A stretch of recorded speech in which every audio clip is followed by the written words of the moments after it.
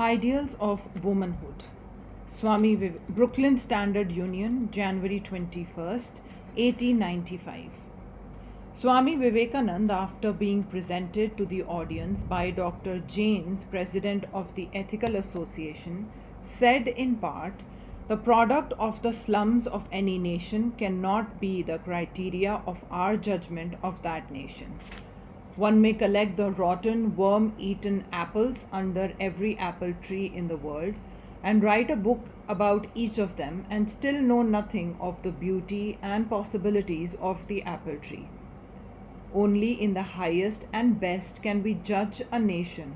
The fallen are a race by themselves.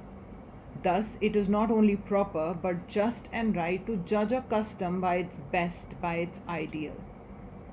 The ideal of womanhood centers in the Aryan race of India, the most ancient in the world's history. In that race, men and women were priests, sabati mini, sahadharmini, or co-religionists, as the Vedas call them. There, every family had its hearth or altar on which, at the time of the wedding, the marriage fire was kindled, which was kept alive until either spouse died, when the funeral pile was lighted from its spark. Their man and wife together offered their sacrifices, and this idea was carried so far that a man could not even pray alone, because it was held that he is only half a being. For that reason, no unmarried man could become a priest. The same held true in ancient Rome and Greece. But with the advent of a distinct and separate priest class, the co-priesthood of the woman in all these nations steps back. First, it was the Assyrian race, coming of Semitic blood, which proclaimed the doctrine that girls have no voice, have no right, even when married. The Persians drank deep of this Babylonian idea, and by them it was carried to Rome and to Greece, and everywhere woman degenerated. Another cause was instrumental in bringing this about, the change in the system of marriage. The earlier system was a matriarchal one, that is, one in which the mother was the center and in which the girls acceded to her station. This led to the curious system of the polyandrous, where 5 or 6 brothers often married one wife. Even the Vedas contain a trace of it in the provision that when a man died without leaving any children, his widow was permitted to live with another man until she becomes a mother, but the children she bore did not belong to their father, but to her dead husband. In later years, the widow was allowed to marry again, which the modern idea forbids her to do. But side by side with these excrescences, a very intense idea of personal purity sprang up in the nation. On every page, the Vedas preach personal purity. The laws in this respect were extremely strict. Every boy and girl was sent to the university, where they studied until their 20th or 30th year. There, the least impurity was punished almost cruelly. This idea of personal purity has imprinted itself deeply into the very heart of the race, amounting almost to a mania. The most conspicuous example of it is to be found in the capture of Chittor, by the Mohammedans. The men defended the town against tremendous odds, and when the women saw that defeat was inevitable, they lit a monstrous fire on the marketplace, and when the enemy broke down the gates, 74,500 women jumped on the huge funeral pile and perished into the flames.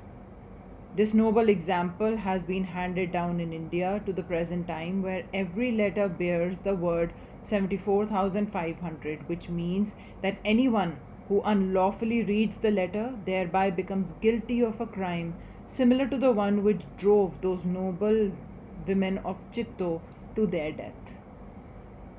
The next period is that of the monks. It came with the advent of Buddhism, which taught that only the monks could reach the nirvana, something similar to the Christian heaven. The result was that all India became one huge monastery. There was but one object, one battle, to remain pure. All the blame was cast on to women, and even the proverbs warned against them. What is the gate to hell? Was one of them, to which the answer was woman. Another read, what is the chain which binds us all to the dust? Woman. Another one, who is the blindest of the blind? One who is deceived by woman. The same idea is to be found in the cloisters of the West. The development of all monasticism always meant the degeneration of women. But eventually another idea of womanhood arose.